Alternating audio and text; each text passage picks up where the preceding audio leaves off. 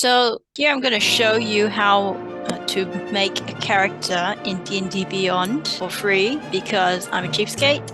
And yeah, so the first thing you want to do is, if you haven't already done so, you need to create an account. That doesn't cost any money.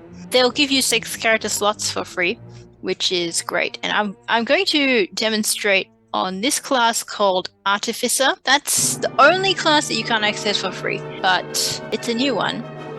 And not everybody knows about it very well. So if you're a freebie like me, you know, there are a whole lot more classes that you can get, like everything else here. You know, if you are after an intelligent kind of spellcaster, you can also go for wizard there. With D&D, one of the first things I do is I think about what class I want this character to be. There are a number of ways that you can build your character, but choosing a class first is a good idea. So if you don't know what class your character should be... Oh, by the way, how to get to this screen. To get to this screen, you want to go to Collections, My Characters. And then you should have an option, if you haven't filled up all your 6 slots already, to create a new character. And then you pick class, and you'll be here. In this case, I'm going to show you Roger Thomas Kestrel.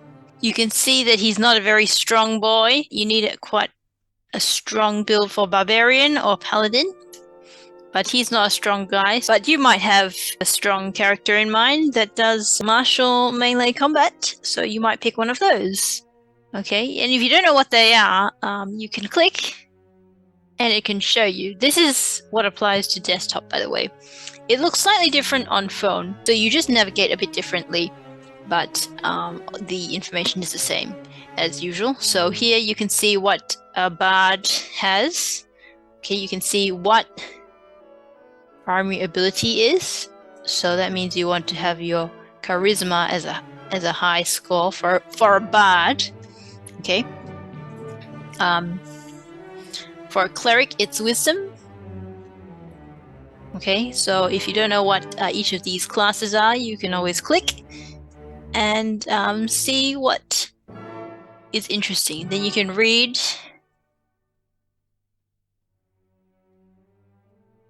at what level do you get what feature of these classes. Now for me, I have been building mine at level 5, so I'm just in this screen to demonstrate to you. If I wanted to multi-class, and I could choose another one, but right now I'm not going to. So I'll go cancel class, add, and this is what it'll look like once you have chosen your class. All right, so hit points. This is what it looks like. It's basically how much health do you have. D8 dice.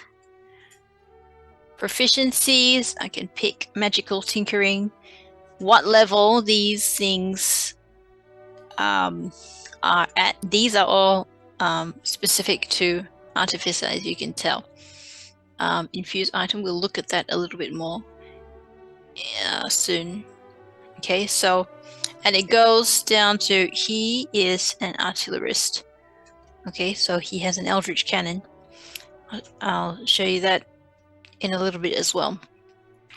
So it goes up to 5th level here because he's level 5 Artificer, and his subclass is Artillerist. That's how he works. Okay, so, and then you can see what they could potentially progress to here. You can have a read at them all. He's good at making stuff because that's what an Artificer does. He's a sciencey guy. He's a spellcaster, so he can cast some spells. That's a special feature that the full-on fighters and stuff don't all have. But I wanted that for him. Feats are another thing. If you've only got access to free stuff, then the only feat that you can choose would be a grappler. But you need strength for that. Or one other thing, which doesn't really help artificers. So you can choose ability score improvement as you level up. On ability score improvements, when you reach level, you can increase one ability score of your choice by 2 or 2 ability scores by 1. This applies to when you reach this level in that class that you are leveling up in. There are 3 separate level kind of things in D&D for your character. This is your character level. This is your class level. And then there's spell level. So this guy is a pure Artificer. He is level 5 Artificer, which means his character level is 5. He is nothing else, but if he's Artificer level 5, and for example, Fighter level 3, then his character level would be 8. And at this level of Artificer, he can cast level 2 spells. So just keep that in mind. Okay, this is the total of class levels that you have under your character's belt. If you have any choices to make here, it'll be highlighted in blue, and there'll be a exclamation mark at the side there. Or here, I don't know, somewhere. And then you can pick from your drop downs. I've already made all his choices. Ability scores. Click here. I have rolled his ability scores for him.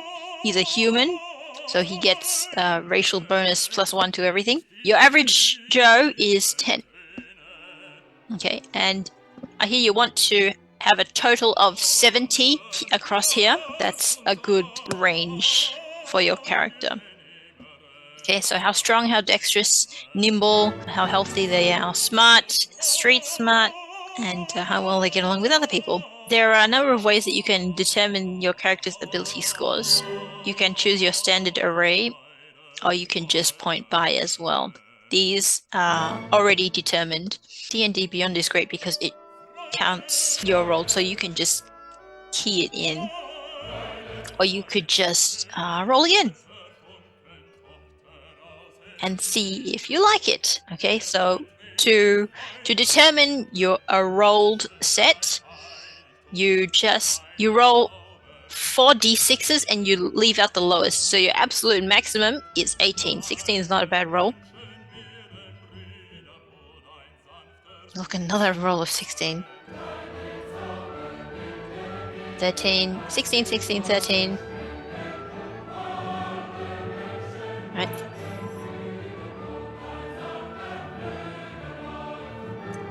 Oh, I think that's not a bad array, but once you finish rolling, then you can choose, okay, he's an Artificer, so you want a high intelligence. And you want, he's also dexterous, so you want dexterity to be among the top as well. You want Constitution to be either the second or the third. And then the rest is up to you, depending on what class you have chosen. So that's how I pick what ability scores should go where.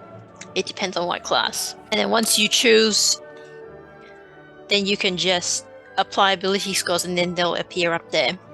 So that's how you can do manual rolled. By the way, those are free dice. Here's all your dice. Whenever you see this symbol, you can access all your dice for whatever reason you like. So it's great to get familiar with your dice. D4, 6, 8, 100, 10, 12, D20. This tells you how it calculates the scores for you. Average is 10 base, modifier is 0. Okay, so if you have less than that, well, your modifier will be minus something. We will go into modifiers in a little bit as well. Okay, so you want the abilities to work with your class, whatever you've picked for your class. Also, about your class, you can read them up in here. Game rules, classes, okay? And these pages will tell you about which class you want to know about. All of them have this quick build thing, which I've been using a lot, just to give myself a guide on where to put the highest ability score, how to work that out.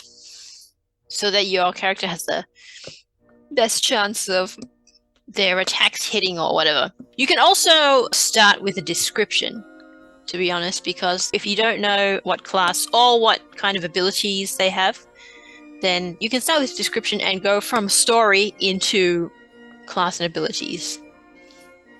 So I was inspired by this person called Cam to create this character. So I already knew he's going to be a human. I knew how old he is, and I thought, well, sciencey people are cool. He's a teenage guy. Well, he was 16 at the start. Now he's grown to 18 because he's level 5.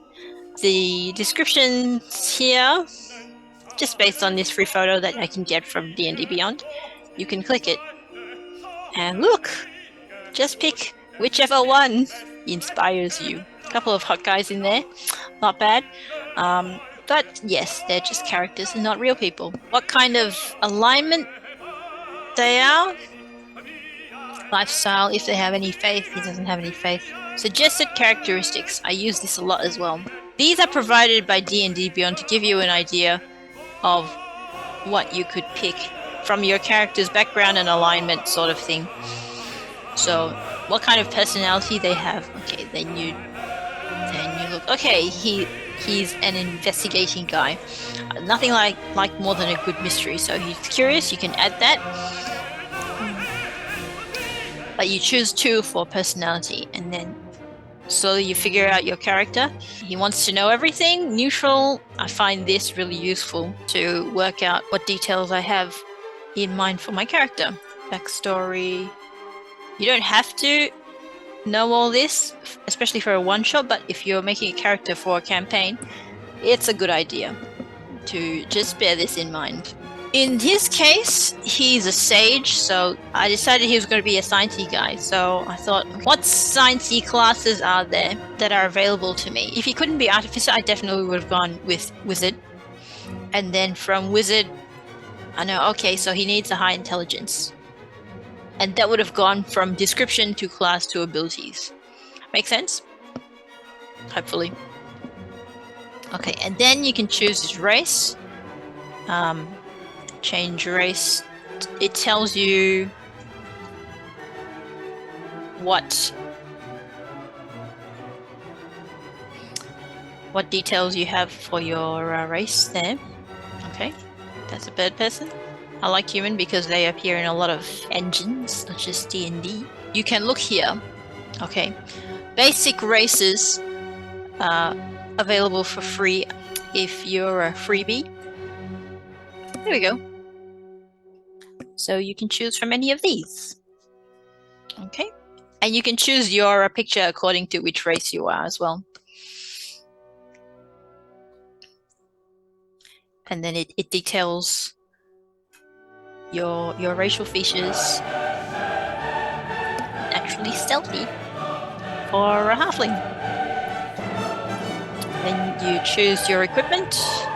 Starting equipment, you can choose equipment or gold. Equipment is always a good idea for me because I can work out, okay, what is this character going to be carrying? Adventuring gear, what kind of stuff I have. Yeah. And then I would just go down and wield all my weapons and wear all my armor, even if I don't end up using it in the game, because if you wield something, you will see it on the character sheet. If you have any other possessions for story flair, you can put them in there. You can also add items that you can't find. For example, one of my characters has only a sword scabbard, which I had to make because they don't have an empty sword scabbard here. I wonder why. I think not many people just carry that around. But yeah. And once you're done with all that, then you can go and look at the character sheet.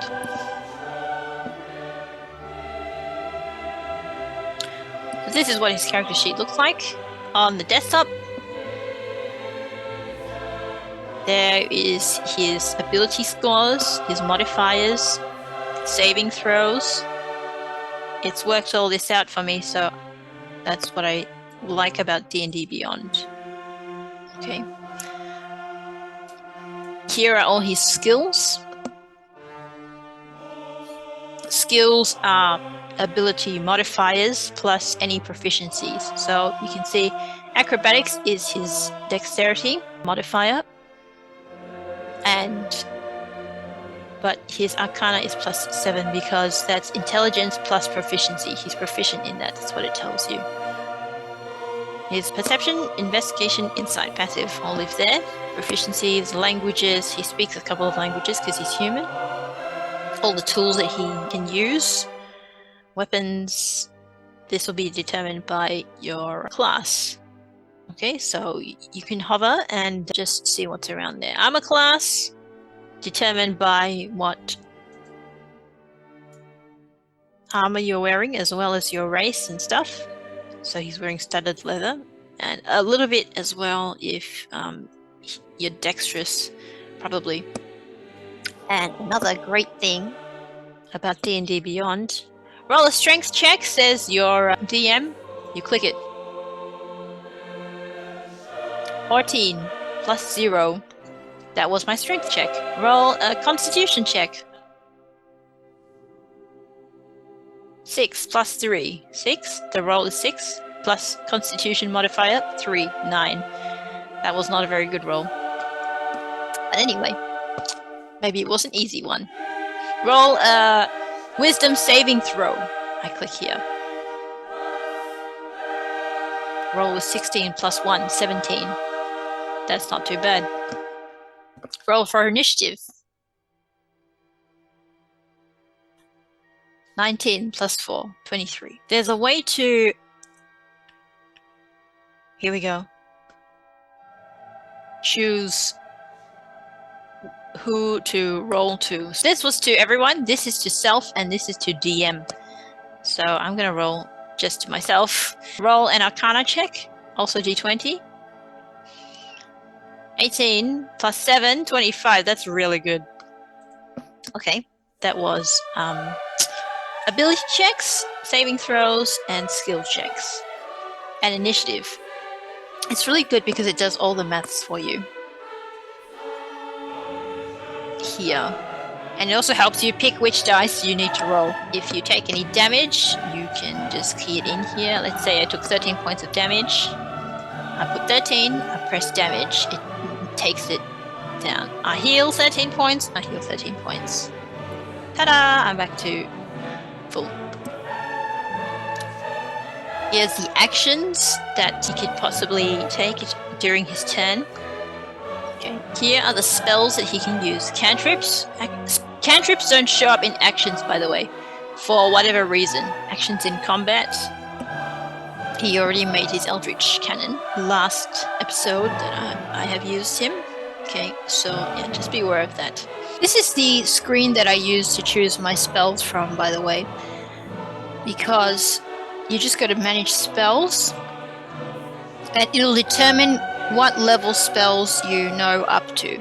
So this guy knows 2 cantrips and you don't know what they are, you click it, there is all the information about the spell. And you can choose before you decide to learn it or before you decide to prepare it. And you only have access to the spells according to your class. You don't really need to pick from other classes' spells because they're all here. You can filter by just cantrips, spell level 0. All the cantrips there. You can filter by first level spells, first and second.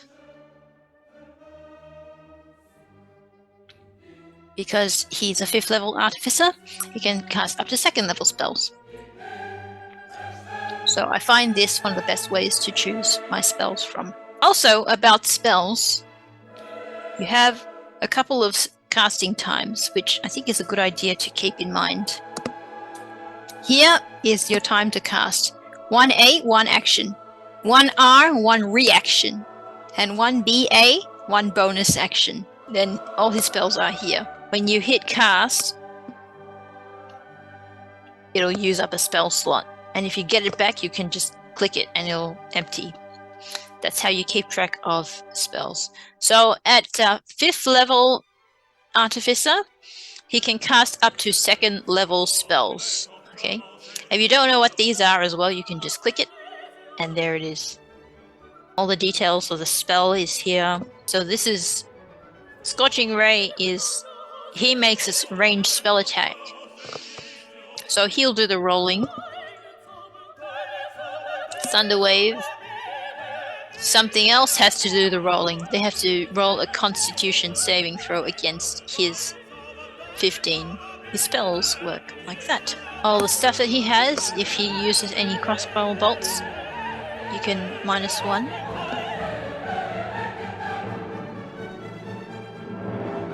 And now it's -1.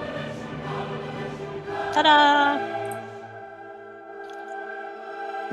So if he decides to share stuff with other people, he could do that if he wants. He just made a wand. He could use it as an arcane focus, but he's not used to that because he just made it. And then all the stuff in his backpack. Features and traits. Racial and class features will be here. Class features, race features. Do you have any feats? Description. All the info is here. And any extras. Also, if you want to manage your inventory, yeah, you can add something. You can also customize your weapons. He's got a glass crossbow bolt of glowing green goo. That's a custom item. Because he made a glass crossbow bolt and he filled it with glowing green goo. So if he ever decides to use that in combat, it also deals 1d6 plus 2 damage. You can customize there. So an Artificer can infuse certain things. I've come to inventory here, and he has enhanced weapon, which is his dagger. Here I have infused it, and he has enhanced defense, studded leather. He's already wearing this studded leather, and he's already holding this standard dagger.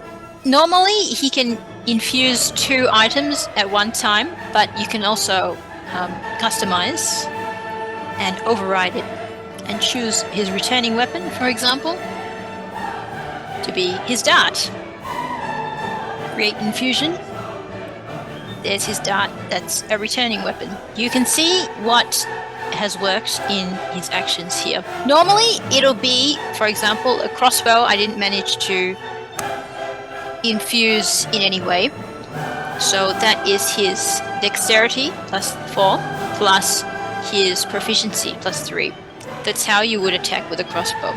If he tries to attack with a crossbow, 18 plus 7, 25. He probably hit whatever that was. So that's to roll to attack, roll for damage. 1d8 plus 4, 8 damage. His infusions have worked, and I can tell because the dagger would normally also be a +7 to hit, but you can see here infusion is here. So that means I don't need this one. I click it, I hit delete. This is a dart that also has an infusion. There it is. So I don't need this one either. I can hit delete. So if I can't infuse anything else, like the crossbow, this is a special weapon, but it already exists in the world of D&D. Inventory, manage inventory, add an item, and go for crossbow. Crossbow, light, +1. And you can see what already exists here. That's the normal one. Crossbow light, that's the one. And then you add item, however many you have. So he's using that one, not this one, so I can go delete. There's all the options that he's got. So keep in mind your action economy. You can only cast 1 spell a round normally. It tells you as well here, attacks per action 1. So if he attacks with a crossbow, 1 attack, that was his attack. And then he might be able to bonus action, cast Sanctuary. on someone else. If you ever want to go back to the previous screens that I was at, like the plain ones without these nice colorations behind it, you can go to Manage Character and Levels, and that'll take you back to the list of how you can make your character. Okay, so I can apply it to his crossbow now. So I create infusion. I got actions, repeating shot. So that's infused as well. That's this one. And I don't need this one anymore. So I click it, I hit delete. There it is. That's his repeating shot crossbow. Now, just for Artificer, a lot of things. He has 3 proficiencies to choose from, 2 skills, 1 type of tools, magical tinkering. Of course, he can spellcast. He's already infused 2 items. He's an artillerist because he works with what would be known to you probably as black powder. To me, it's explosives. So that's why he has an Eldritch Cannon, and I've been trying to use the Force Ballista one.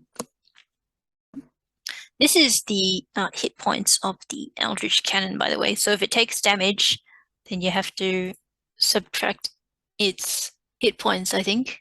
Yeah, that's the hit points. So at third level Artificer, you learn how to create a magical cannon. Using woodcarver's tools or smith tools, you can take an action to create a small or tiny Eldritch Cannon in an unoccupied space on a horizontal surface within 5 feet of you. You can decide how it looks like. It has an AC of 18, number of hit points equal to 5 times your Artificer level. It's immune to poison, psychic, and all conditions. Treat all ability scores as 10. So it's like summoning another creature to help you that can deal damage.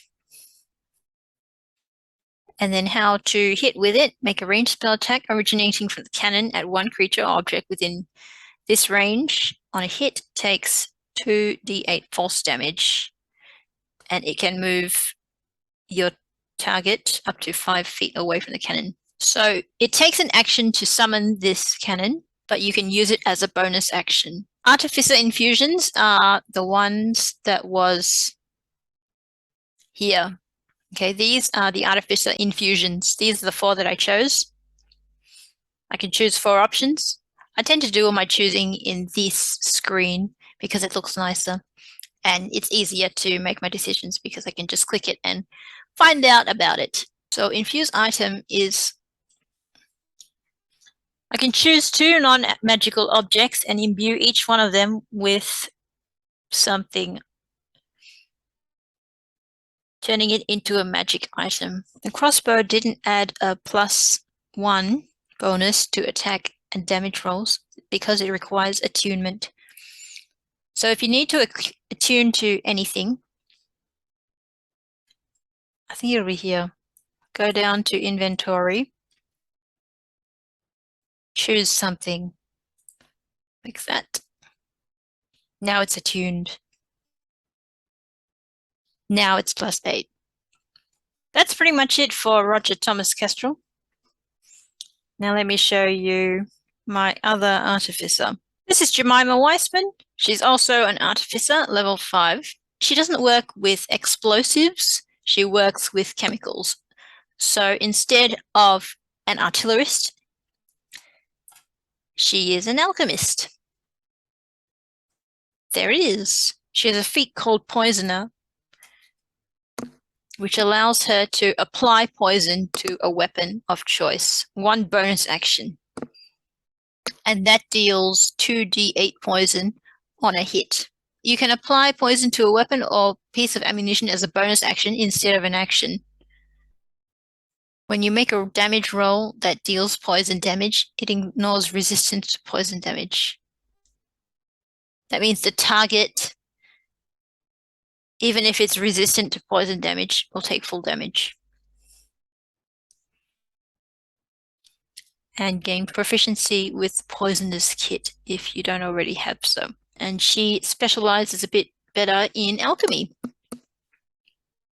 Poisoner's Kit there. Most of the other features are the same as Roger Thomas's. For magical tinkering, what she did was she imbued 2 small stones with a magical property of your choice. She recorded one 6-second long message, and she also imbued the other stone with some perfume. Her infusion was this. She could replicate magic item, perfume of bewitching. So she made that, and it's now in her inventory. Perfume of bewitching, there it is. It's a wondrous item. And it gives the wearer some advantage on all charisma checks for 1 hour. That's about it as well for Jemima. That's how she works in this engine. These are the spells that she can cast all here. But again, no cantrip there. But once you're done with your character and you want to set them in stone, you're happy with them, you want just to make a PDF, you go to export PDF, there'll be a link, and then you can download from there. Well, I hope this was helpful.